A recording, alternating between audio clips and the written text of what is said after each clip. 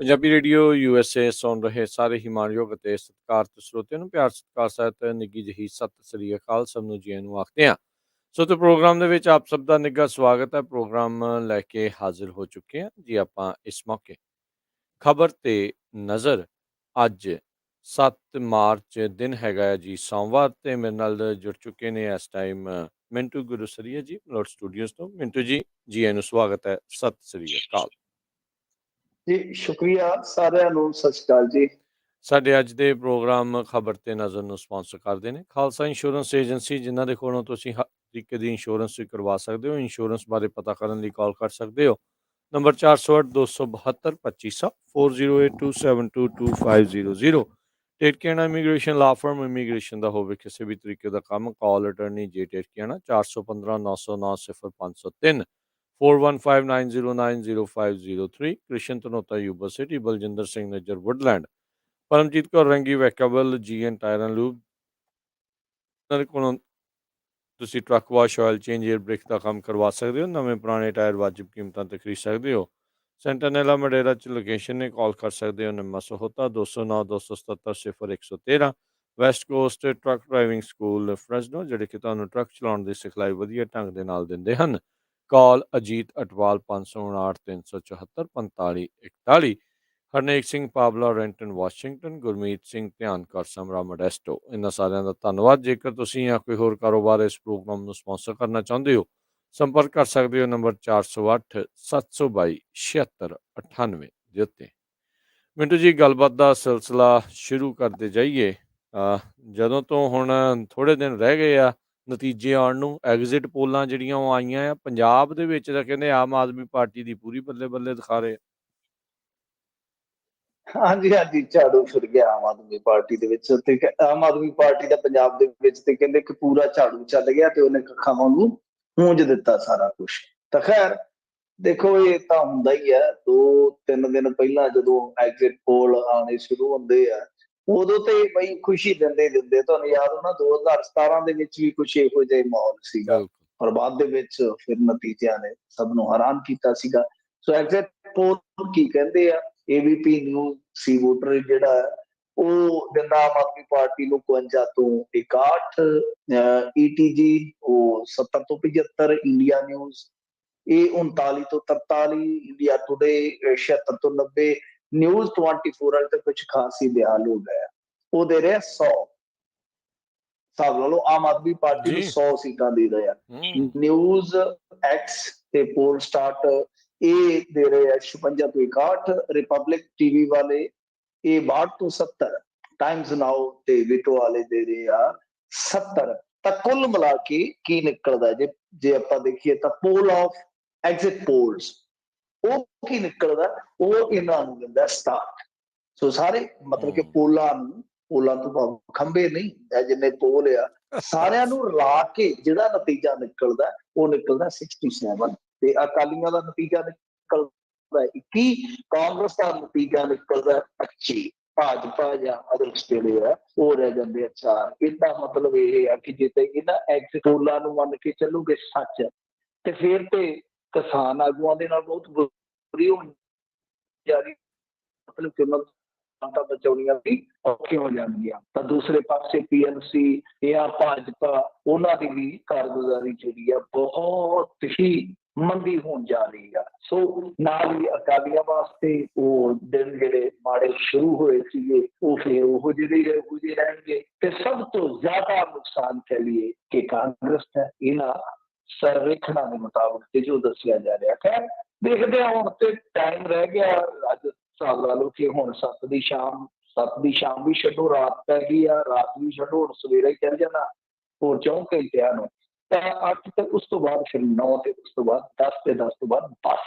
ਹੁਣ ਬੱਸ ਕਿਹਦੀ ਹੁੰਦੀ ਹੈ ਪਤਾ ਨਹੀਂ ਹੈ। ਪਰ ਇਹ ਸਰਵੇਖਣ ਦੇਖੋ ਗੱਲ ਕੀ ਆ ਕਿ ਇਹ ਤੁਹਾਨੂੰ ਪਹਿਲਾਂ ਵੀ ਪਤਾ ਹੀ ਹੈ, ਬੰਗਾਲ ਦੇ ਵਿੱਚ, ਪੰਜਾਬ ਦੇ ਵਿੱਚ, ਬਿਹਾਰ ਇਲੈਕਸ਼ਨ ਦੇ ਵਿੱਚ ਬਹੁਤ ਥਾਵਾਂ ਤੇ ਇਹ ਪੁੱਠੇ ਪਏ ਆ। ਪਰ ਇਹ ਤੇ ਜ਼ਰੂਰ ਇਹ ਇੱਕ ਸੱਚ ਆ, ਇਸ ਵਾਰੀ ਇਹ ਇੱਕ ਸੱਚ ਆ ਕਿ ਆਮ ਆਦਮੀ ਪਾਰਟੀ ਦੀ ਆਵਾਜ਼ ਬੜੀ ਹੈ ਜੀ।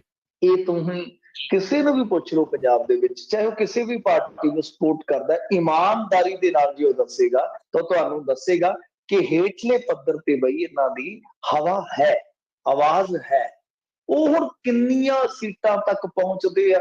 ਵੈਸੇ ਤੇ ਜੇ ਤੁਸੀਂ ਦੇਖੋਗੇ ਜਿਹੜੇ ਤਾਂ ਪੰਜਾਬ ਦੇ ਵਿੱਚ ਰਹਿਣ ਵਾਲੇ ਆ, ਜਿਸ ਤਰ੍ਹਾਂ ਦੀਆਂ ਆਪਾਂ ਗੱਲਾਂ ਕਰਦੇ ਆ, ਜਿਸ ਤਰ੍ਹਾਂ ਦੀਆਂ ਆਪਾਂ ਗੱਲਾਂ ਸੁਣਦੇ ਆ, ਜੇ ਉਹਦੇ ਆਧਾਰ ਤੇ ਗੱਲ ਕਰੀਏ ਤੇ ਮੇਰੇ ਖਿਆਲ ਦੇ ਨਾਲ ਬੜਾ ਮੁਸ਼ਕਲ ਕਾਰਜ ਬਣਦਾ ਹੈ ਕਿ ਕੋਈ 70 ਤੱਕ ਪਹੁੰਚ ਜਾਏਗਾ ਜਾਂ ਕੋਈ ਪਾਰਟੀ 100 ਤੱਕ ਦਾ ਤਾਂ ਮੇਰੇ ਖਿਆਲ ਦੇ ਨਾਲ ਇੱਕ ਜਿੱਦਾਂ ਕਹ ਲਈਏ ਚਮਤਕਾਰ ਹੈ, ਜਿਵੇਂ ਕੋਈ ਇੱਕ ਸਰਵੇਖਣ ਦੇ ਰਿਹਾ। ਬਟ ਇਹ ਵੀ ਇੱਕ ਆਪਣੇ ਆਪ ਦੇ ਵਿੱਚ ਬੜਾ ਵੱਡਾ ਚੈਲੰਜ ਹੈ, ਜਾਂ ਕਹ ਲਓ ਇਹ ਵੀ ਇੱਕ ਚਮਤਕਾਰ ਹੀ ਹੈ ਕਿ ਇੰਨੀ ਖਿੰਡੀ ਹੋਈ ਵੋਟ ਦੇ ਵਿੱਚੋਂ ਵੀ ਇੰਨੀ ਵੋਟ ਪਰਸੈਂਟੇਜ ਲੈ ਕੇ ਆਮ ਆਦਮੀ ਪਾਰਟੀ ਜਾਂ ਕੋਈ ਹੋਰ ਪਾਰਟੀ ਜਿਹੜੀ ਹੈ ਨਤੀਜੇ ਤੱਕ ਪਹੁੰਚੇ। ਪਰ ਇਹਨਾਂ ਸਰਵੇਖਣਾਂ ਦਾ ਨਤੀਜਾ ਤੇ ਸਾਂਝੇ ਰੂਪ ਦੇ ਵਿੱਚ ਇਹੋ ਆ ਕਿ ਦੂਜੀਆਂ ਪਾਰਟੀਆਂ ਜਿਹੜੀਆਂ ਉਹ ਮੈਜੋਰਟੀ ਦੇ ਬਿਲਕੁਲ ਨੇੜੇ ਵੀ ਨਹੀਂ, ਮੈਜੋਰਟੀ ਲਿਜਾਏਗੀ ਆਮ ਆਦਮੀ ਪਾਰਟੀ। ਜੀ। ਸੋ ਮਿੰਟੂ ਜੀ, ਇਹ ਤਾਂ ਹੁਣ ਦੇਖੋ ਵੀ ਜਿੱਦਾਂ ਤੁਸੀਂ ਦੱਸਿਆ ਵੀ ਪਿਛਲੀ ਵਾਰੀ ਵੀ ਹੋ ਸਕਦਾ ਸੀਗਾ ਵੀ ਇਹਨਾਂ ਦੀ ਸਰਕਾਰ ਇਹਨਾਂ ਨੇ ਤਕਰੀਬਨ ਜਿਹੜੀ ਉਹ ਬਣਾ ਹੀ ਦਿੱਤੀ ਆ। ਇਸ ਵਾਰ ਪਹਿਲੇ ਦੇ ਨਾਲੋਂ ਕੁਛ ਫ਼ਰਕ ਹੈਗਾ ਆ? ਜਿਹੜੀ ਪਿਛਲੀ ਵਾਰੀ ਇੱਕ ਵੇਵ ਸੀਗੀ ਉਹਦੇ ਨਾਲੋਂ ਕੀ ਇਹ ਜ਼ਿਆਦਾ ਪਕੜ ਵਾਲੀ ਵੇਵ ਆ, ਜਾਂ ਮਤਲਬ ਅਜੇ ਵੀ ਹਵਾ 'ਚ ਹੀ ਇਹ ਗੱਲਾਂ? ਨਹੀਂ ਦੇਖੋ, ਉਹਦੇ ਚ ਕੀ ਹੈ ਕਿ ਕਾਂਗਰਸ ਫੇਲ ਕਰ ਗਈ, ਕਾਂਗਰਸ ਫੇਲ ਕਰ ਗਈ ਲੋਕ ਉਮੀਦਾਂ ਤੇ। ਤਾਂ ਹੋਇਆ ਕਿ ਪਿਛਲੀ ਵਾਰੀ ਠੀਕ ਹੈ ਚੇਂਜ ਦੀ ਇੱਕ ਜਿੱਦਾਂ ਕਹ ਲਓ ਕਿ ਲਹਿਰ ਹੈਗੀ ਸੀਗੀ, ਪਰ ਉਹ ਕੀ ਸੀਗਾ ਕਿ ਜੇ ਆਪਾਂ ਐਨ ਮੌਕੇ ਤੇ ਦੇਖੀਏ ਤਾਂ ਕੁਝ ਚੀਜ਼ਾਂ ਇਧਰੋਂ ਆਮ ਆਦਮੀ ਪਾਰਟੀ ਵੱਲੋਂ ਸਹੀ ਨਹੀਂ ਗਈਆਂ, ਕੁਝ ਚੀਜ਼ਾਂ ਜਿਹੜੀਆਂ ਉਹ ਕਾਂਗਰਸ ਨੂੰ ਐਡਵਾਂਟੇਜ ਦੇ ਗਈਆਂ, ਜਿਹਦੇ ਚ ਅਮਰਿੰਦਰ ਸਿੰਘ ਦਾ ਇੱਕ ਚਿਹਰਾ ਜਿਹੜਾ ਉਹ ਇੱਕ ਵੱਖਰਾ ਸੀ। ਔਰ ਦੂਸਰਾ ਫਿਰ ਤੁਹਾਨੂੰ ਪਤਾ ਉਹਨਾਂ ਦੇ ਜਿਹੜੇ ਵਾਅਦੇ ਸਨ ਉਹ ਬੜੇ ਵੱਡੇ ਵਾਅਦੇ ਸਨ, ਖਾਸ ਤੌਰ ਤੇ ਕਰਜ਼ ਮਾਫੀ ਵਰਗਾ ਮੁੱਦਾ ਉਹ ਉਹਨਾਂ ਨੇ ਐਸੇ ਢੰਗ ਨਾਲ ਕਹਿ ਲਓ ਕਿ ਪ੍ਰੋਜੈਕਟ ਕੀਤਾ ਸੀਗਾ ਕਿ ਜੀ। ਦੂਸਰੇ ਜਿਹੜੇ ਐਲਾਨ ਸੀਗੇ ਬਹੁਤ ਹੱਦ ਤੱਕ ਉਹ ਥੱਲੇ ਹੋ ਗਏ ਸੀਗੇ। ਸੋ ਇਸ ਕਰਕੇ ਕਾਂਗਰਸ ਨੂੰ ਐਡਵਾਂਟੇਜ ਮਿਲਿਆ ਔਰ ਕਾਂਗਰਸ ਨੇ ਉਸ ਐਡਵਾਂਟੇਜ ਦਾ ਫਾਇਦਾ ਲਿਆ। ਐਡਵਾਂਟੇਜ ਕਾਹਦਾ ਮੈਂ ਕਹਿ ਰਿਹਾ ਕਿ ਇੱਕ ਤਰ੍ਹਾਂ ਨਾਲ ਕਹਿ ਲਓ ਕਿ ਦੋ ਆਪਸ਼ਨਾਂ ਸੀਗੀਆਂ, ਕਿਸੇ ਵੀ ਬੰਦੇ ਕੋਲ ਦੋ ਆਪਸ਼ਨਾਂ ਸੀ। ਤਾਂ ਕਾਂਗਰਸ ਨੂੰ ਕੀ ਐਡਵਾਂਟੇਜ ਮਿਲਿਆ ਕਿ ਜੋ ਸੀਐਮ ਫੇਸ ਹੈ, ਕਿਉਂਕਿ ਕਿਸੇ ਕੋਲ ਵੀ ਸਾਹਮਣੇ ਦੋ ਆਪਸ਼ਨ, ਪਰ ਦੋ ਆਪਸ਼ਨ ਦੇ ਨਾਲ ਇੱਕ ਇਹ ਗਰੰਟੀ ਹੈ ਕਿ ਹਾਂ ਫਲਾਣਾ ਸਮਾਂ ਦਾ ਤਜਰਬਾ ਇਹਨਾਂ ਦਾ ਐਸਾ ਸੀਗਾ। ਤਾਂ ਉਹ ਹੁਣ ਇੱਕ ਤਰ੍ਹਾਂ ਨਾਲ ਐਡਵਾਂਟੇਜ ਸੀਗਾ ਜੋ ਕਾਂਗਰਸ ਨੂੰ ਮਿਲਿਆ ਅਮਰਿੰਦਰ ਸਿੰਘ ਦੇ ਫੇਸ ਦਾ। ਪਰ ਹੁਣ ਹੋਇਆ ਕੀ ਆ ਕਿ ਜੇ ਤੁਸੀਂ ਦੇਖੋ 7 ਤੋਂ 12 ਤੱਕ ਅਕਾਲੀ ਰਹਿੰਦੇ ਆ, 12 ਤੋਂ 17 ਤੱਕ ਫਿਰ ਅਕਾਲੀ ਰਿਪੀਟ ਹੁੰਦੇ ਆ, ਤਾਂ ਮਤਲਬ ਕਿ ਪੰਜਾਬੀਆਂ ਨੇ ਚਾਂਸ ਦਿੱਤਾ। ਫਿਰ ਉਸ ਤੋਂ ਬਾਅਦ ਅਮਰਿੰਦਰ ਸਿੰਘ ਨੂੰ ਲਿਆਏ ਆਮ ਆਦਮੀ ਪਾਰਟੀ ਨੂੰ ਪਾਸੇ ਕਰਕੇ, ਕਿਉਂਕਿ ਆਮ ਆਦਮੀ ਪਾਰਟੀ ਤੇ ਭਰੋਸਾ ਨਹੀਂ ਸੀ ਵੱਜ ਰਿਹਾ ਕਿ ਨਹੀਂ ਹਾਲੇ ਹੋਰ ਮਿਹਨਤ ਕਰਨ ਦੀ ਜ਼ਰੂਰਤ ਹੈ। ਪਰ ਕਾਂਗਰਸ ਦੇ ਜਾਂ ਕਹ ਲਓ ਅਮਰਿੰਦਰ ਸਿੰਘ ਦੇ ਉਹਨਾਂ ਨੇ ਜੋ ਲੱਛਣ ਵੇਖੇ, ਜੋ ਉਹਨਾਂ ਨੇ ਹਾਲਾਤ ਵੇਖੇ, ਫਿਰ ਲੋਕ ਨਾਖੁਸ਼ ਹੋਏ ਔਰ ਉਹਦਾ ਨਤੀਜਾ ਕਿ ਉਥਲ ਪੁਥਲ ਹੋਈ, ਚੰਨੀ ਸਾਹਿਬ ਆ ਗਏ। ਤਾਂ ਕਾਂਗਰਸ ਸਰਕਾਰ ਜਿਹੜੀ ਹੈ ਉਹ ਉਮੀਦਾਂ ਤੇ ਖਰਾ ਨਹੀਂ ਉਤਰ ਪਾਈ, ਇਹ ਸਭ ਨੂੰ ਪਤਾ ਹੈ। ਤਾਂ ਫਿਰ ਉਹਨਾਂ ਨੇ ਉਹੀ ਆਪਸ਼ਨ ਜਿਹੜਾ ਫਿਰ ਬਚਦਾ ਸੀ ਉਹ ਇਸਤੇਮਾਲ ਕਰਨ ਦਾ ਸੋਚ ਲਿਆ। ਇਹਦਾ ਮੋਟਾ ਮੋਟਾ ਨਤੀਜਾ ਇਹੋ ਨਿਕਲਦਾ ਹੈ ਕਿ ਅਸਲ ਦੇ ਵਿੱਚ ਕੋਈ ਇਹ ਨਹੀਂ ਹੈਗਾ ਕਿ ਆਮ ਆਦਮੀ ਪਾਰਟੀ ਨੇ ਬਹੁਤ ਵੱਡੀ ਕੋਈ ਲਹਿਰ ਖੜੀ ਕਰ ਦਿੱਤੀ, ਕੋਈ ਬਹੁਤ ਵੱਡਾ ਮਤਲਬ ਕਿ ਮੁੱਦਾ ਚੁੱਕ ਕੇ ਸੰਘਰਸ਼ ਕੀਤਾ, ਐਸਾ ਕੁਛ ਨਹੀਂ ਹੈ, ਐਸਾ ਕੱਖ ਨਹੀਂ ਹੈ। ਪਰ ਜੋ ਵੋਟ ਤੁਰੀ ਹੈ ਇਹਨਾਂ ਦੇ ਵੱਲ ਜਾਂ ਵੋਟ ਮੁੜੀ ਹੈ ਇਹਨਾਂ ਦੇ ਵੱਲ, ਉਹ ਬੇਸਿਕਲੀ ਜੇ ਦੇਖੀਏ ਤਾਂ ਇੱਕ ਭਾਵਨਾ ਨਾਲ, ਭਾਵਨਾ ਕੀ ਹੈ ਕਿ ਹਾਂ ਭਾਈ ਇੱਕ ਮੌਕਾ ਦੇ ਦਿਓ ਜਾਂ ਚੇਂਜ ਜ਼ਰੂਰੀ ਹੈ ਜਾਂ ਕੁਛ ਦਿੱਲੀ ਦਾ ਗਵਰਨੈਂਸ ਮਾਡਲ, ਉਹ ਵੱਖ-ਵੱਖ ਕਾਰਨ। ਪਰ ਐਤਕੀ ਜੇ ਕਹੀਏ ਤਾਂ ਪਿਛਲੀ ਵਾਰੀ ਨਾਲੋਂ ਫਰਕ ਇਹ ਆ ਕਿ ਪਿਛਲੀ ਵਾਰੀ ਜ਼ੋਰ ਜ਼ਿਆਦਾ ਲਾ ਰਹੇ ਸਨ, ਲੋਕ ਘੱਟ ਆ ਰਹੇ ਸਨ। ਐਤਕੀ ਨਾ ਜ਼ੋਰ ਨਹੀਂ ਲਾਇਆ, ਸਾਇਲੈਂਟਲੀ ਜੇ ਦੇਖੀਏ ਤਾਂ ਲੋਕ ਇਹਨਾਂ ਵੱਲ ਮੁੜੇ। ਜੀ, ਜੀ, ਜੀ। ਚਲੋ ਲੱਗ ਜਾਣਾ ਜੀ ਥੋੜ੍ਹੇ ਦਿਨਾਂ 'ਚ ਪਤਾ ਕਿਸ ਭਾ ਜਿਹੜੀ ਉਹ ਬਹਿੰਦੀ ਆ। ਪਿਛਲੀ ਵਾਰੀ ਤਾਂ ਪਰ ਇਹਨਾਂ ਦੇ ਖੇਮੇ ਦੇ ਵਿੱਚ ਵੀ ਸਾਰੇ ਹੀ ਸਾਰੇ ਹੀ ਮੁੱਖ ਮੰਤਰੀ ਤੇ ਸਾਰੇ ਕੈਬਨਿਟ ਮੰਤਰੀ ਬਣ ਕੇ ਤੁਰੇ ਫਿਰਦੇ ਸੀ। ਇਸ ਵਾਰ ਥੋੜ੍ਹੀ ਜਿਹੀ ਠੰਡ ਜਿਹੀ ਲੱਗਦੀ ਆ ਵੀ ਹੈਗੀ ਆ ਵੀ ਭਾਈ ਨਤੀਜੇ ਆ ਹੀ ਲੈਣ ਦੋ ਫਿਰ ਹੀ ਵੇਖਾਂਗੇ। ਅਗਲੀ ਮਿੰਟੂ ਜੀ ਗੱਲ ਕਰੀਏ, ਪੰਜਾਬ ਸਰਕਾਰ ਨੂੰ ਕੋਸ ਰਹੇ ਨੇ ਪਰਤੇ ਸਟੂਡੈਂਟ। ਹਾਂਜੀ ਦੇਖੋ, ਜਿਹੜੇ ਸਟੂਡੈਂਟ ਪਰਤ ਰਹੇ ਨੇ ਉਹ ਇੱਕ ਤਰ੍ਹਾਂ ਨਾਲ ਕਹਿ ਲਓ ਕੁਝ ਸਟੂਡੈਂਟ ਤੇ ਬੋਲਣ ਤੋਂ ਗੁਰੇਜ਼ ਕਰਦੇ, ਤੁਹਾਨੂੰ ਪਤਾ ਕੁਝ ਸਟੂਡੈਂਟ ਜਿਹੜੇ ਖੁੱਲ ਕੇ ਬੋਲਦੇ ਨੇ। ਤਾਂ ਇਹ ਸਟੂਡੈਂਟ ਜਿਹੜੇ ਪਰਤੇ ਨੇ ਇਹਨਾਂ ਦੇ ਵਿੱਚੋਂ ਕੁਛ ਦੀ ਇੱਕ ਸ਼ਿਕਾਇਤ ਹੈ। ਸ਼ਿਕਾਇਤ ਕੀ ਹੈ ਕਿ ਦੇਖੋ ਜਿਹੜੀਆਂ ਦੂਸਰੀਆਂ ਸਟੇਟਾਂ ਨੇ ਉਹ ਆਪਣੇ ਬੱਚਿਆਂ ਨੂੰ ਬਹੁਤ ਉੱਥੇ ਮਾਣ ਸਤਿਕਾਰ ਨਾਲ ਲਿਜਾ ਰਹੀਆਂ ਨੇ, ਜਾਂ ਉਹਨਾਂ ਦਾ ਖਰਚਾ ਭਾੜਾ ਜਿਹੜਾ ਜੋ ਵੀ ਹੈ ਉਹ ਚੁੱਕ ਰਹੀਆਂ। ਮਤਲਬ ਕਿ ਠੀਕ ਹੈ, ਇੰਡੀਆ ਗਵਰਨਮੈਂਟ ਇੱਕ ਰੋਲ ਪਲੇ ਕਰ ਰਹੀ ਹੈ ਤੇ ਉਹਦੀ ਕਹਿ ਲਓ ਕਿ ਉਹ ਕਿਤੇ ਨਾ ਕਿਤੇ ਜ਼ਿੰਮੇਵਾਰੀ ਵੀ ਹੈ, ਪਰੰਤੂ ਪੰਜਾਬ ਸਰਕਾਰ ਤੇ ਜੋ ਸ਼ਿਕਵਾ ਹੈ ਜਿਹੜੇ ਬੱਚੇ ਉੱਥੋਂ ਆ ਰਹੇ ਨੇ ਉਹ ਇਹ ਹੈ ਕਿ ਇਹ ਕਿਸੇ ਵੀ ਕਿਸਮ ਦਾ ਸਾਨੂੰ ਸਹਿਯੋਗ ਨਹੀਂ ਕਰ ਰਹੇ, ਮਤਲਬ ਕਿ ਪੁੱਛਗਿੱਛ ਨਹੀਂ ਰਹੇ। ਸੋ ਪੰਜਾਬ ਸਰਕਾਰ ਤੇ ਇੱਕ ਗਿਲਾ ਜ਼ਰੂਰ ਹੈ ਜਿਹੜੇ ਉੱਥੋਂ ਸਟੂਡੈਂਟ ਪਰਤ ਰਹੇ ਆ। ਉਹਦੇ ਵਿੱਚ ਇੱਕ ਲੜਕੀ ਦੱਸ ਰਹੀ ਸੀਗੀ ਕਿ ਵੇਖੋ ਜੀ, ਮਤਲਬ ਕਿ ਅਸੀਂ ਆਪਣੇ ਕਿਰਾਏ ਭਾੜੇ ਨਾਲ, ਜਾਨੀ ਸ਼ਾਇਦ ਦਿੱਲੀ ਤੋਂ ਆਈ ਹੋਏਗੀ, ਅਸੀਂ ਆਪਣੇ ਕਿਰਾਏ ਭਾੜੇ ਨਾਲ ਆ ਰਹੇ ਹਾਂ, ਪੰਜਾਬ ਸਰਕਾਰ ਦਾ ਵਿੱਚ ਕੋਈ ਰੋਲ ਨਹੀਂ ਹੈ, ਇਹਨਾਂ ਦੇ ਕੋਈ ਅਫਸਰ ਜਿਹੜੇ ਇਨਵੋਲਵ ਨਹੀਂ ਹੈ ਕਿ ਹਾਂ ਭਾਈ ਕਿੱਦਾਂ।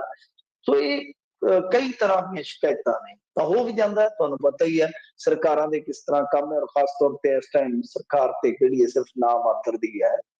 ਗੱਲ ਇਹ ਆ ਕਿ ਹੁਣ ਇਸ ਸਮੱਸਿਆਵਾਂ ਤੇ ਦੇਖੋ ਜਿਹੜੀ ਪੰਜਾਬ ਸਰਕਾਰ ਹੈ ਉਹਨੂੰ ਹੱਲ ਕਰਵਾਉਣੀਆਂ ਪੈਣਗੀਆਂ, ਕਰਨੀਆਂ ਪੈਣਗੀਆਂ ਜਾਂ ਕਰਵਾਉਣੀਆਂ ਪੈਣਗੀਆਂ। ਮਸਲਾ ਇਹ ਆ ਕਿ ਹੁਣ ਜਿੱਦਾਂ ਤੁਹਾਡੇ ਸਟੂਡੈਂਟ ਹਜ਼ਾਰਾਂ ਦੀ ਤਾਦਾਦ ਦੇ ਵਿੱਚ ਪਹਿਲਾਂ ਤੇ ਗਏ ਨੇ, ਹੁਣ ਜੇ ਉਹ ਆਏ ਨੇ ਵਾਪਸ ਤਾਂ ਤੁਹਾਡਾ ਫਰਜ਼ ਬਣਦਾ। ਸਮੱਸਿਆਵਾਂ ਕਿਵੇਂ ਨੇ ਮੈਂ ਉਹ ਦੱਸ ਦਿੰਦਾ ਥੋੜਾ ਜਿਹਾ ਕਿ ਦੇਖੋ ਹੁਣ ਜਿਵੇਂ ਫਾਈਨਲ ਈਅਰ ਦੇ ਬੱਚੇ ਨੇ, ਫਾਈਨਲ ਈਅਰ ਦੇ ਬੱਚਿਆਂ ਲਈ ਤੇ ਬਹੁਤ ਔਖਾ ਹੈ ਕਿ ਕਿਉਂਕਿ ਉਹਨਾਂ ਦਾ ਖਰਚਾ ਵੀ ਬਹੁਤ ਹੋਇਆ, ਪਰ ਡਿਗਰੀ ਜਿਹੜੀ ਹੈ ਉਹ ਮਿਲੇਗੀ ਕਿ ਨਹੀਂ ਮਿਲੇਗੀ, ਇੱਕ ਵੱਡਾ ਸਵਾਲ। ਉਹਨਾਂ ਦਾ ਮਸਲਾ ਹੱਲ ਕਰੋ। ਫਿਰ ਸੈਕੰਡ ਚੀਜ਼ ਇਹ ਆ ਕਿ ਜਿਹੜੇ ਲੋਨ, ਸਟੱਡੀ ਲੋਨ ਆ, ਉਹਨਾਂ ਦੀ ਵਿਆਜ ਚੱਲਦੀ ਰਹਿੰਦੀ ਜਦ ਕਿ ਪੜ੍ਹਾਈ ਬੰਦ ਹੋ ਗਈ ਹੈ।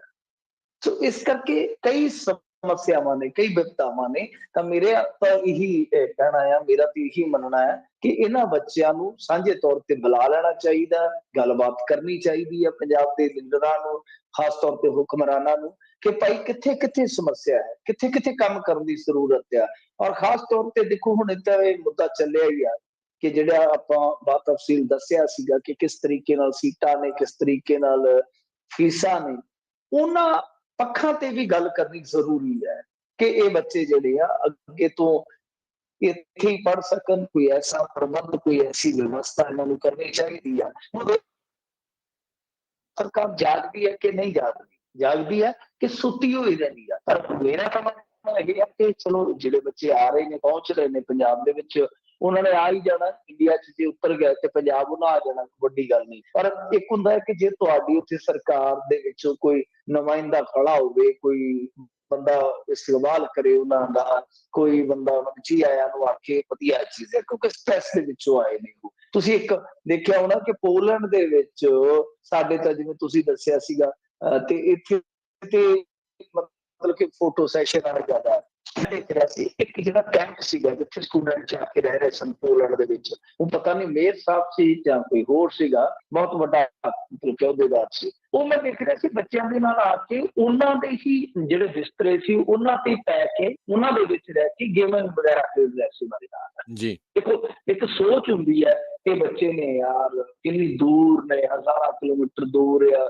ਜੰਗ ਦੇ ਵਿੱਚ ਫਸੇ ਆ, ਸਟ੍ਰੈਸ ਚੋਂ ਆਏ ਨੇ, ਇੱਥੇ ਆਏ ਆ। ਤਾਂ ਉਹ ਇੱਕ ਤਰ੍ਹਾਂ ਨਾਲ ਕਹਿ ਲਓ ਕਿ ਉਹਨਾਂ ਨੂੰ ਥੋੜਾ ਜਿਹਾ ਜਿਵੇਂ ਆਪਾਂ ਕਹ ਲਈਏ ਨਾ, ਬੱਚਿਆਂ ਦਾ ਧਿਆਨ ਦੂਜੇ ਪਾਸੇ ਲਵਾਉਂਦਾ ਯਤਨ ਕਰ ਰਿਹਾ ਸੀ। ਇਹ ਹੁੰਦੀ ਹੈ ਲੀਡਰ ਦੀ ਸੋਚ। ਹੋਣਾ ਕੀ ਹੈ ਕਿ ਮਾੜਾ ਜਿਹਾ ਹੌਸਲਾ ਦਿੱਤਾ, ਬੱਚਾ ਜਿਹੜਾ ਉਹ ਦਿਲ ਫੜ ਲੈਂਦਾ ਹੈ। ਸੋ ਇਹ ਚੀਜ਼ਾਂ ਜਿਹੜੀਆਂ ਸਾਡੇ ਲੀਡਰ ਨਹੀਂ ਸੋਚਦੇ, ਇਸ ਪੱਖ ਤੋਂ ਵੀ ਨਹੀਂ ਸੋਚਦੇ ਕਿ ਭਾਈ ਸਾਡੀ ਹੱਲਾਸ਼ੇਰੀ ਉਹਨਾਂ ਬੱਚਿਆਂ ਨੂੰ ਹੋਰ ਮਜ਼ਬੂਤ ਬਣਾਏਗੀ, ਜਾਂ ਅਸੀਂ ਉਹਨਾਂ ਦੀਆਂ ਸਮੱਸਿਆਵਾਂ ਸੁਣਾਂਗੇ ਤਾਂ ਸਾਨੂੰ ਪਤਾ ਲੱਗੇਗਾ ਕਿ ਕਿੱਥੇ ਕੰਮ ਕਰਨ ਦੀ ਜ਼ਰੂਰਤ ਆ। ਤਾਂ ਹਾਲ ਦੀ ਘੜੀ ਨੂੰ ਇਹਨਾਂ ਨੂੰ ਤੇ ਇਹ ਨਹੀਂ ਪਤਾ ਕਿ ਅਸੀਂ ਕੀ ਕਰਨਾ ਹੈ, ਇਹਨਾਂ ਨੂੰ ਇਹ ਨਹੀਂ ਪਤਾ ਲੱਗ ਰਿਹਾ ਕਿ ਸਾਡੀ ਕੀ ਭੂਮਿਕਾ ਹੋਏਗੀ ਲੀਡਰਾਂ ਨੂੰ। ਤਾਂ ਲੀਡਰ ਤਾਂ ਹੁਣ ਜੋਤਸ਼ੀਆਂ ਦੇ ਦਰਾਂ ਤੇ ਜਾ ਕੇ ਟੇਲੇ ਲਵਾ ਰਹੇ ਆ ਕਿ ਮਹਾਰਾਜ ਕੀ ਬਣੇਗਾ। ਉਹ ਹਾਲ ਦੀ ਘੜੀ ਤੋਂ ਉਹਨਾਂ ਨੂੰ ਆਪਣਾ ਨਹੀਂ ਪਤਾ ਕੀ ਬਣੇਗਾ। ਤਾਂ ਜਦੋਂ ਉਹਨਾਂ ਨੂੰ ਨਹੀਂ ਪਤਾ, ਪਰ ਉਹ ਜਿਹੜੇ ਬੱਚੇ ਆਪਣਾ ਭਵਿੱਖ ਬਣਾਉਣ ਗਏ ਸਨ, ਉਹਨਾਂ ਨੂੰ ਵੀ ਨਹੀਂ ਪਤਾ ਲੱਗ ਰਿਹਾ ਕਿ ਹੁਣ ਸਾਡਾ ਕੀ ਬਣੇਗਾ। ਜੀ, ਜੀ, ਜੀ। ਅਗਲੀ ਮਿੰਟੂ ਜੀ ਗੱਲ ਕਰੀਏ ਚੋਣ ਨਤੀਜਿਆਂ ਤੋਂ ਪਹਿਲਾਂ ਕੈਪਟਨ ਦੀ ਅਮਿਤ ਸ਼ਾਹ ਨਾਲ ਮੁਲਾਕਾਤ। ਹਾਂਜੀ ਦੇਖੋ, ਇਹ ਮੁਲਾਕਾਤ ਜਿਹੜੀ ਆ ਅਮਰਿੰਦਰ ਸਿੰਘ ਦੀ, ਇਹ ਇੱਕ ਤਰ੍ਹਾਂ ਨਾਲ ਕਹਿ ਲਓ ਕਿ ਬੜੀ ਹੈਰਾਨ ਕਰਨ ਵਾਲੀ ਹੈ, ਕਿਉਂਕਿ ਹੁਣ 2 ਦਿਨ ਤਾਂ ਰਹਿ ਗਏ ਸਨ ਇਲੈਕਸ਼ਨ ਦੇ ਨਤੀਜੇ ਆਉਣ ਦੇ ਵਿੱਚ ਏਡੀ ਕਾਹਦੀ ਸੀਗੀ, ਇਹ ਬੜੇ ਵੱਡੇ ਸਵਾਲ ਆ ਜੀ ਕਿ ਇਹਨਾਂ ਨੇ ਥੋੜੇ ਦਿਨ ਪਹਿਲਾਂ ਭਾਜਪਾ ਵਾਲਿਆਂ ਨੇ ਵੀ ਮੰਥਨ ਕੀਤਾ, ਚਿੰਤਨ ਕੀਤਾ ਤੇ ਉਸ ਤੋਂ ਬਾਅਦ ਫੀਡਬੈਕ ਲੈ ਕੇ ਜੋ ਵੀ ਇਹਨਾਂ ਨੇ ਉੱਥੇ ਆਪਣੀਆਂ ਸਕੀਮਾਂ ਕੜੀਆਂ ਨੇ ਚੰਡੀਗੜ੍ਹ ਦੇ ਵਿੱਚ। ਉਸ ਤੋਂ ਬਾਅਦ ਅਮਰਿੰਦਰ ਸਿੰਘ ਦਾ ਉੱਥੇ ਅਮਿਤ ਸ਼ਾਹ ਦੇ ਕੋਲ ਜਾਣਾ, ਇਹ ਤੇ ਵਾਕਈ ਬੜੀ ਵੱਡੀ ਖਬਰ ਬਣਦੀ ਹੈ।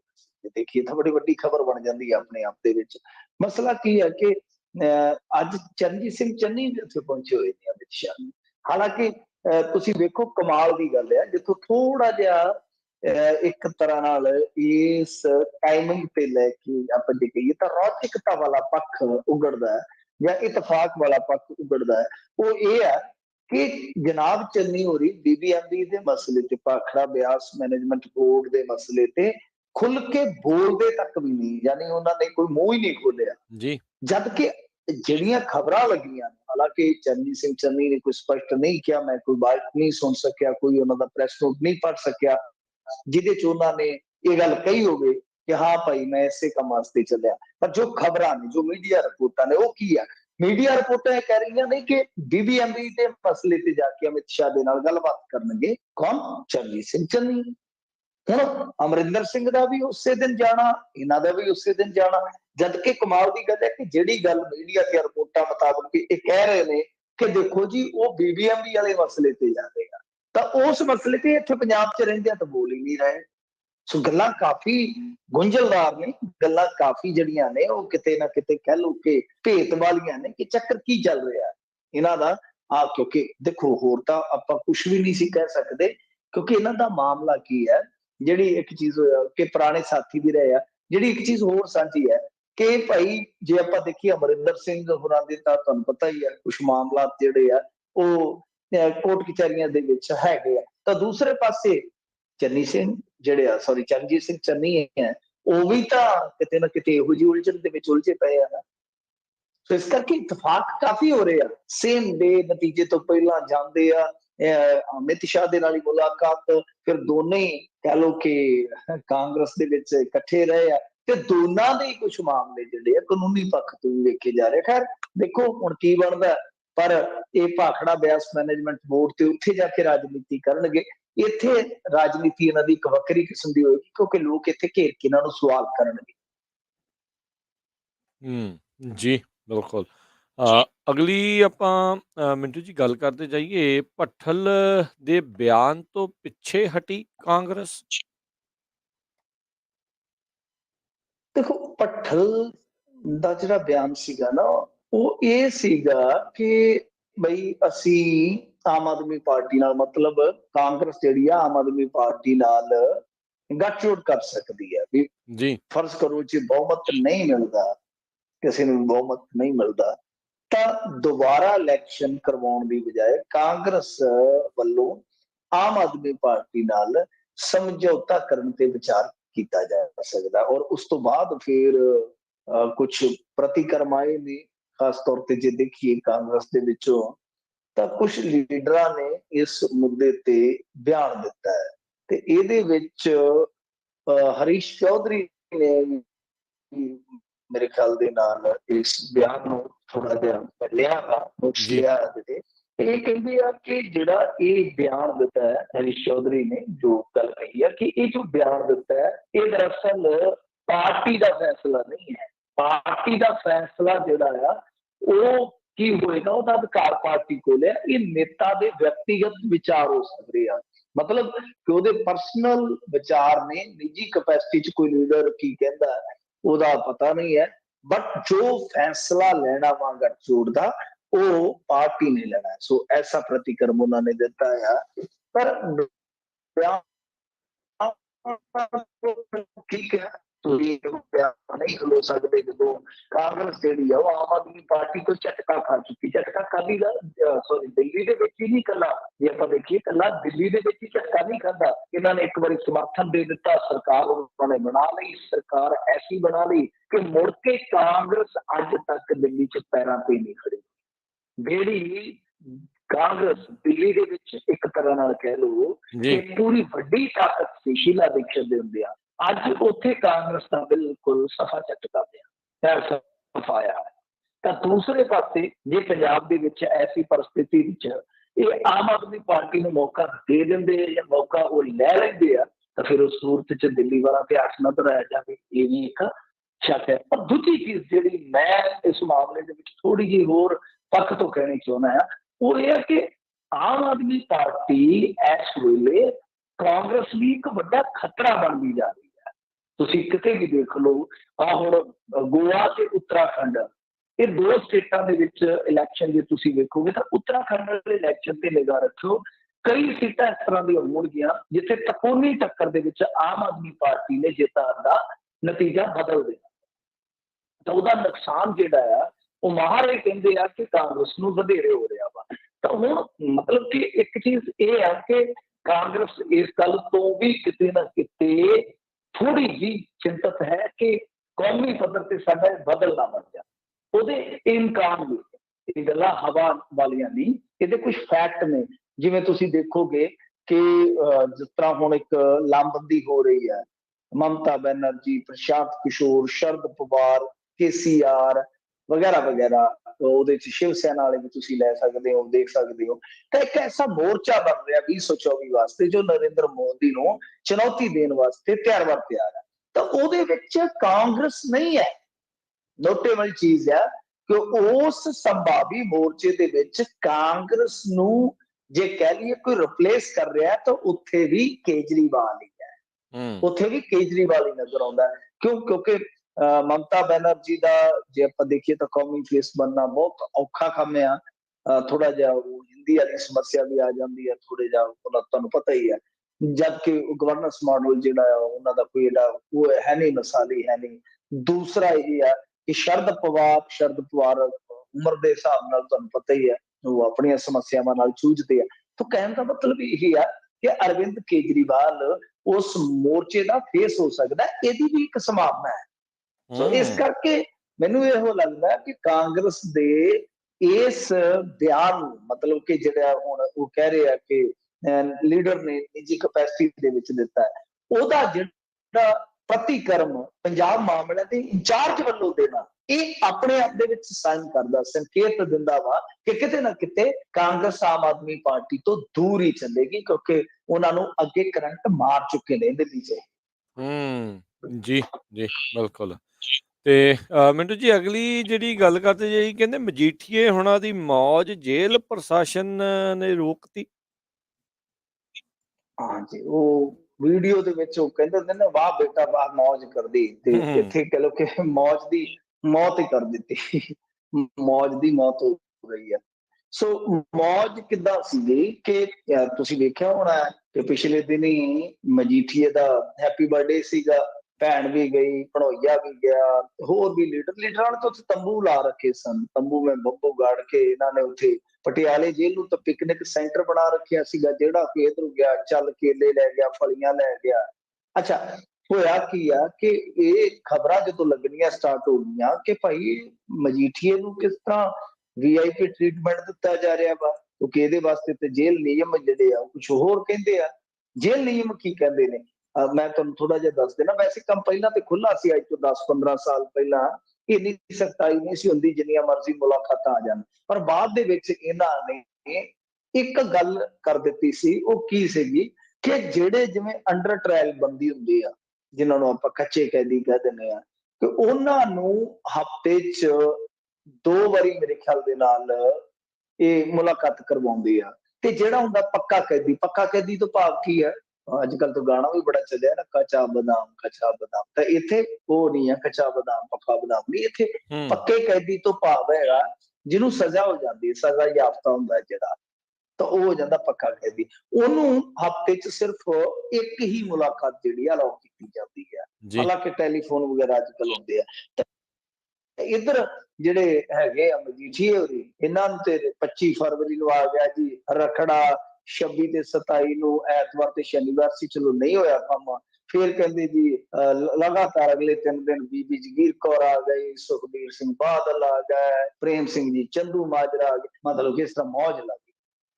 ਤਾਂ ਹੁਣ ਜਦੋਂ ਖਬਰਾਂ ਲੱਗੀਆਂ, ਲੋਕਾਂ ਨੇ ਇਤਰਾਜ਼ ਕੀਤੇ ਆ, ਤਾਂ ਜਿਹੜਾ ਜੇਲ੍ਹ ਪ੍ਰਸ਼ਾਸਨ ਸੀ ਉਹ ਜਾਗਿਆ ਕੁੰਭਕਰਨੀ ਨੀਂਦ ਤੋਂ, ਤੇ ਉਹਨਾਂ ਨੇ ਚੱਕ ਕੇ ਫਿਰ ਉਹ ਜਿਹੜੀ ਪਾਬੰਦੀ ਸੀ ਮਜੀਠੀਆ ਤੇ ਲਾ ਦਿੱਤੀ। ਭਾਵ ਇਹ ਆ ਕਿ ਉਹ ਜਿਹੜੀ ਮੌਜ ਸੀ ਉਹ ਖਤਮ ਕਰ ਦਿੱਤੀ ਹੈ। ਪਰ ਤੁਸੀਂ ਇਹ ਦੇਖ ਲਓ ਕਿ ਮਜੀਠੀਆ ਜਿਸ ਜੇਲ੍ਹ ਦੇ ਵਿੱਚ ਬੰਦ ਹੈ, ਪਟਿਆਲਾ ਜੇਲ੍ਹ ਦੇ ਵਿੱਚ ਬੰਦ ਆ, ਉੱਥੇ ਮਤਲਬ ਕਿ ਸਰਕਾਰ ਕਾਲੀਆਂ ਦੀ ਨਹੀਂ ਹੈ, ਸਰਕਾਰ ਦੂਜੇ ਪੰਜਾਬ ਵਾਂਗੂ ਉੱਥੇ ਵੀ ਕਾਂਗਰਸ ਦੀ ਉਹ ਹੈ ਇਸ ਟਾਈਮ ਕਾਗਜ਼ਾਂ ਦੇ ਵਿੱਚ। ਪਰ ਇਹ ਬੱਲੇ ਬੱਲੇ ਕਿਵੇਂ ਹੋ ਰਹੀ ਹੈ, ਇਹ ਮੌਜ ਮਸਤੀ ਕਿਵੇਂ ਹੋ ਰਹੀ ਹੈ, ਇਹ ਤੁਸੀਂ ਸਹਿਜੇ ਅੰਦਾਜ਼ਾ ਲਾ ਸਕਦੇ ਹੋ ਕਿ ਕਿਸ ਤਰ੍ਹਾਂ ਦੀ ਕਹਾਣੀ ਹੁੰਦੀ ਹੈ ਸਿਆਸਤ ਦੇ ਵਿੱਚ। ਜੀ ਜੀ ਮਿੰਟੂ ਜੀ, ਅਗਲੀ ਜੇ ਗੱਲ ਕਰੀਏ, ਹੁਣ ਕਹਿੰਦੇ ਹਰਿਆਣੇ ਦੇ ਵਿੱਚ ਉੱਠਿਆ ਕਿਸਾਨ ਅੰਦੋਲਨ ਦੇ ਚੰਦੇ ਦਾ ਮਾਮਲਾ। ਦੇਖੋ, ਇਹ ਗੁਰਨਾਮ ਸਿੰਘ ਚੜੂਨੀ ਗਰੁੱਪ ਦਾ ਮਸਲਾ ਹੈ। ਇਹਦੇ ਵਿੱਚ ਉਹ ਸੋਸ਼ਲ ਮੀਡੀਆ ਤੇ ਆ ਗਏ ਨੇ। ਜਦੋਂ ਤੁਹਾਨੂੰ ਪਤਾ ਝਗੜੇ ਸੋਸ਼ਲ ਮੀਡੀਆ ਤੇ ਆ ਜਾਣ ਤੇ ਫਿਰ ਖਬਰਾਂ ਤੇ ਬਣਦੀਆਂ ਹੀ ਨੇ। ਇਹਦੇ ਵਿੱਚ ਕੀ ਆ ਕਿ ਇਹ ਜਿਹੜਾ ਅੰਦੋਲਨ ਚੱਲਿਆ ਸੀਗਾ, ਤੁਹਾਨੂੰ ਪਤਾ ਹੋਵੇਗਾ ਕਿ ਜਿਵੇਂ ਸਾਡਾ ਸਾਂਝਾ ਕਿਸਾਨ ਮੋਰਚਾ, ਇਸ ਤਰ੍ਹਾਂ ਹੀ ਹਰਿਆਣੇ ਦੇ ਵਿੱਚ ਵੀ ਜਥੇਬੰਦੀਆਂ ਦਾ ਇੱਕ ਸਾਂਝਾ ਮੋਰਚਾ ਬਣਿਆ ਸੀਗਾ। ਤਾਂ ਇਹਨਾਂ ਨੇ ਵੀ ਬਹੁਤ ਜ਼ਿਆਦਾ ਵੱਧ ਚੜ ਕੇ ਹਰਿਆਣਵੀ ਲੋਕਾਂ ਨੇ ਵੀ ਹਿੱਸਾ ਪਾਇਆ ਸੀਗਾ। ਤਾਂ ਗੁਰਨਾਮ ਸਿੰਘ ਚੜੂਨੀ ਹੋਰਾਂ ਦਾ ਮਸਲਾ ਕੀ ਹੈ ਕਿ ਇੱਕ ਤੇ ਵੈਸੇ ਵੀ ਤੁਹਾਨੂੰ ਪਤਾ ਕਿ ਇਹਨਾਂ ਦੇ ਨਾਲ ਨਾਰਾਜ਼ਗੀ ਹੋ ਗਈ ਸੀ ਜਦੋਂ ਇਹਨਾਂ ਨੇ ਮਿਸ਼ਨ ਪੰਜਾਬ ਆਰੰਭਿਆ। ਇਹਨਾਂ ਦੇ ਕੁਝ ਸਾਥੀ ਨਾਰਾਜ਼ ਹੋ ਗਏ ਸਨ, ਹਾਲਾਂਕਿ ਬਾਅਦ ਦੇ ਵਿੱਚ ਕੁਝ ਸਾਥੀ ਇਹਨਾਂ ਦੇ ਮੰਨ ਵੀ ਗਏ ਸਨ। ਇਸ ਤੋਂ ਪਹਿਲਾਂ ਵੀ ਤੁਸੀਂ ਦੇਖਿਆ ਹੋਣਾ, ਉਹ ਜਿਹੜਾ ਮੁੰਡਾ ਨਵਦੀਪ ਸੀਗਾ, ਉਹ ਜਿਹਨੇ ਵਾਟਰ ਕੈਨਨ ਕਹਿੰਦੇ ਜਿਹਨੂੰ ਬੰਦ ਕੀਤਾ ਸੀ, ਵਿਸ਼ਾਲ ਮਾਰੀ ਸੀ, ਉਹਨਾਂ ਦੇ ਮਾਮਲੇ ਦੇ ਵਿੱਚ ਵੀ ਇਹ ਇੱਕ ਵਿਵਾਦ ਉੱਠਿਆ ਸੀਗਾ। ਉਹਦਾ ਫਾਦਰ ਵੀ ਕਿਉਂਕਿ ਕਾਰਕੁਨ ਆ, ਤਾਂ ਉਹ ਮਸਲਾ ਵੀ ਉੱਠਿਆ ਸੀਗਾ ਚੰਦੇ ਨੂੰ ਲੈ ਕੇ। ਹਾਲਾਂਕਿ ਉਹ ਬੜਾ ਅਜੀਬੋ ਗਰੀਬ ਜੱਟਾ ਲੈ ਕੇ ਮਸਲਾ ਬੈਠ ਗਿਆ। ਫਿਰ ਹੁਣ ਗੁਰਨਾਮ ਸਿੰਘ ਚੜੂਨੀ ਹੋ ਰਹੀ ਹੈ ਜਿਹੜੇ, ਇਹ ਕਹਿ ਰਹੇ ਆ ਕਿ ਭਾਈ ਸਾਰੀਆਂ ਕਮੇਟੀਆਂ ਨੂੰ ਹੁਣ ਆਪਦਾ ਜਿਹੜਾ ਚੰਦੇ ਦਾ ਹਿਸਾਬ ਕਿਤਾਬ ਆ ਉਹ ਜਨਤਕ ਕਰ ਦੇਣਾ ਚਾਹੀਦਾ, ਮਤਲਬ ਕਿ ਲਿਖ ਕੇ ਪਾ ਦੇਣਾ ਚਾਹੀਦਾ। ਤੇ ਜੇ ਕੋਈ ਨਹੀਂ ਪਾਉਂਦਾ, ਮਤਲਬ ਕਿ ਜਿੰਨੀਆਂ ਵੀ ਇਹਨਾਂ ਦੇ ਜ਼ਿਲ੍ਹੇ ਦੀਆਂ ਇਕਾਈਆਂ, ਉਹਨਾਂ ਨੂੰ ਕਹਿ ਰਹੇ ਆ ਕਿ ਜੇ ਨਹੀਂ ਪਾਉਂਦੇ ਤਾਂ ਇਹਦਾ ਮਤਲਬ ਹੈ ਕਿ ਉਹ ਗਲਤ ਕਰ ਚੁੱਕੇ ਜਾਂ ਗਲਤ ਕਰ ਰਹੇ। ਸੋ ਇਸ ਤਰ੍ਹਾਂ ਹਿਸਾਬ ਕਿਤਾਬ ਦਾ ਮਸਲਾ ਜਿਹੜਾ ਉਹ ਵਿਗੜ ਗਿਆ। ਤੁਹਾਨੂੰ ਪਤਾ ਹੀ ਹੈ, ਜਦੋਂ ਹਿਸਾਬ ਕਿਤਾਬ ਵਿਗੜ ਜਾਂਦੇ ਆ ਤਾਂ ਫਿਰ ਔਖਾ ਹੀ ਹੁੰਦਾ। ਦੇਖੋ, ਗੱਲ ਕੀ ਆ ਕਿ ਇਹ ਚਲੋ ਇਹਨਾਂ ਦੀ ਜਥੇਬੰਦੀ ਦਾ ਮਸਲਾ ਹੈ, ਹੁਣ ਕਿੱਥੋਂ ਨਿਕਲਿਆ ਮਸਲਾ, ਕਿੱਧਰ ਨੂੰ ਜਾਏਗਾ ਪਤਾ ਨਹੀਂ ਹੈ। ਪਰ ਤੁਹਾਨੂੰ ਯਾਦ ਹੋਣਾ ਹੈ ਕਿ ਜੋ ਮੁੱਖ ਸਟੇਜ ਸੀਗੀ ਸਿੰਘੂ ਵਾਲੀ, ਉਹਦੇ ਚੰਦੇ ਦਾ ਵੀ ਮਸਲਾ ਉੱਠਿਆ ਔਰ ਇਹਨਾਂ ਨੇ ਕਿਹਾ ਸੀਗਾ ਕਿ 8 ਜਨਵਰੀ ਤੱਕ ਅਸੀਂ ਸਾਰਾ ਹਿਸਾਬ ਕਿਤਾਬ ਦੇ ਦੇਵਾਂਗੇ, ਕਿਉਂਕਿ ਮੋਟੇ ਤੌਰ ਤੇ ਜਿਹੜੇ ਇਹਨਾਂ ਨੇ ਖਰਚੇ ਗਿਣਾਏ ਸਨ ਉਹਦੇ ਵਿੱਚ ਤੇ ਜਿੱਦਾਂ ਵੈਬੀਨਾਰ ਕਰਾਉਣ ਦਾ ਹੀ ਲੱਖਾਂ ਰੁਪਈਆ ਖਰਚਾ ਹੈ, ਆ ਜਿਹੜਾ ਜ਼ੂਮ ਵਗੈਰਾ ਤੇ ਤੁਸੀਂ ਕਰਦੇ ਹੋ, ਤਾਂ ਉਹ ਬੜੇ ਵੱਡੇ ਵੱਡੇ ਕਿ ਅਸੀਂ PR ਕੰਪਨੀਆਂ ਨੂੰ ਪੈਕੇਜ ਦਿੱਤੇ ਨੇ। ਉਹ ਕੁਝ ਐਸੇ ਖਰਚੇ ਨੇ ਜਿਹੜੇ ਕਿ ਸੰਗੋਂ ਨਹੀਂ ਉਤਰਦੇ, ਮਤਲਬ ਕਿ ਹੋ ਸਕਦਾ ਉਹ ਠੀਕ ਵੀ ਹੋਣ, ਪਰੰਤੂ ਜਦ ਤੱਕ ਉਹਨਾਂ ਨੂੰ ਤਫਸੀਲ ਪੂਰਵਕ ਨਹੀਂ ਦੱਸਿਆ ਜਾਂਦਾ। ਸੋ ਅੱਗੇ ਵੀ ਉਹ ਸਵਾਲ ਉੱਠੇ, ਪਰ ਉਹ 8 ਜਨਵਰੀ ਲੰਘ ਗਈ। ਫੂਲ ਸਾਹਿਬ ਨੇ ਮੁੱਦਾ ਚੁੱਕਿਆ ਸੀਗਾ ਕਿ ਜੇ ਨਾ ਦਿੱਤਾ ਹਿਸਾਬ ਤੇ ਫਿਰ ਅਸੀਂ ਦੇਖਾਂਗੇ, ਪਰ ਉਹ ਤਫਸੀਲ ਪੂਰਵਕ ਸਮਾਨ ਜਿਹੜਾ ਹਿਸਾਬ ਕਿਤਾਬ ਨਹੀਂ ਆਇਆ। ਤਾਂ ਹਿਸਾਬ ਕਿਤਾਬ ਦੇ ਮਾਮਲੇ ਦੇ ਵਿੱਚ ਹੁਣ ਇਹ ਕਿਸਾਨ ਜਥੇਬੰਦੀਆਂ ਦੇ ਲੀਡਰ ਹੀ ਇੱਕ ਦੂਜੇ ਤੇ ਸਵਾਲ ਕਰਨ ਤਾਂ ਫਿਰ ਲੋਕ ਕੀ ਕਰ ਸਕਦੇ ਆ ਬਈ? ਫਿਰ ਲੋਕ ਤਾਂ ਚੰਦਾ ਹੀ ਦੇ ਸਕਦੇ ਆ। ਤਾਂ ਫਿਰ ਜਦੋਂ ਤੁਸੀਂ ਆਪ ਹੀ ਰੌਲਾ ਪਾਓਗੇ ਤਾਂ ਫਿਰ ਲੋਕ ਤਾਂ ਤੁਹਾਡਾ ਜਿਹੜਾ ਕੰਮ ਚੱਲਦਾ ਪਿਆ ਉਹਦੇ ਤੇ ਸਵਾਲ ਤੇ ਕਰੂਗੇ। ਜੀ ਜੀ ਜੀ ਮਿੰਟੂ ਜੀ, ਜੇ ਜਾਂਦੇ ਜਾਂਦੇ ਦੱਸ ਦਿਓ ਵੀ ਯੂਪੀ ਦੇ ਐਗਜ਼ਿਟ ਪੋਲ ਕੀ ਆਂਦੇ ਆ, ਉਧਰ ਜੋਗੀ ਆ ਰਿਹਾ ਵਾਪਸ ਜਾਂ ਕਿੱਦਾਂ ਹੈ, ਕੁਛ ਕਿੱਦਾਂ ਦੀ ਗੱਲ? ਹਾਂਜੀ ਹਾਂਜੀ, ਨਹੀਂ ਉਧਰ ਯੂਪੀ ਦੇ ਵਿੱਚ ਤਾਂ ਇਹੀ ਦੱਸ ਰਹੇ ਨੇ ਕਿ ਯੋਗੀ ਦੀ ਸ਼ਾਇਦ ਵਾਪਸੀ ਹੋਏਗੀ। ਚਲੋ ਮੈਨੇ ਆ ਜੀ 10 ਤਰੀਕ ਨੂੰ ਹੁਣ ਸਾਰਾ ਕੁਝ ਕਲੀਅਰ ਜਿਹੜਾ ਆ ਉਹ ਹੋ ਜਾਵੇਗਾ, ਪਤਾ ਲੱਗ ਜਾਏਗਾ ਜੀ। ਤੇ ਬਹੁਤ ਸ਼ੁਕਰੀਆ ਮਿੰਟੂ ਜੀ, ਮਿਲਦੇ ਹਾਂ ਜੀ ਫਿਰ, ਧੰਨਵਾਦ, ਸਤਿ ਸ਼੍ਰੀ ਅਕਾਲ ਜੀ। ਸਤਿ ਸ੍ਰੀ ਅਕਾਲ ਜੀ। ਤੇ ਸਰੋਤੇ ਪ੍ਰੋਗਰਾਮ ਦੀ ਇੱਥੇ ਸਮਾਪਤੀ, ਅਗਲੀ ਵਾਰ ਤੱਕ ਲਈ ਇਜਾਜ਼ਤ। ਮੇਰੇ ਵੱਲੋਂ ਵੀ ਤੁਹਾਨੂੰ ਸਭ ਨੂੰ ਪਿਆਰ ਭਰੀ ਨਿੱਘੀ ਸਤਿ ਸ਼੍ਰੀ ਅਕਾਲ। ਸੁਣਦੇ ਰਹੋ ਜੀ ਪੰਜਾਬੀ ਰੇਡੀਓ USA।